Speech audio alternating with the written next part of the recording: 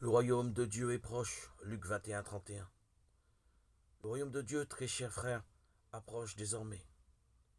Avec la fin du monde s'annonce déjà la récompense de la vie, le bonheur du salut éternel, la sécurité perpétuelle et la joie du paradis que nous avons jadis perdu. Et déjà, les réalités du ciel succèdent aux réalités humaines, les grandes aux petites, les éternelles aux temporelles. Y a-t-il lieu de s'inquiéter d'appréhender l'avenir? En effet, il est écrit que le juste vit de sa foi, Romains 1, 17.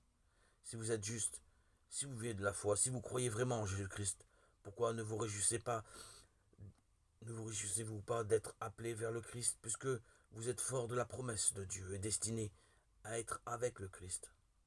Prenons l'exemple de Simon, le juste. Il a été vraiment juste et a observé fidèlement les commandements de Dieu.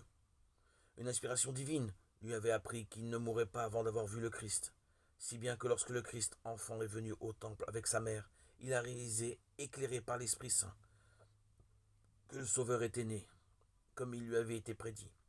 Et à sa vue, il a compris que sa mort était imminente.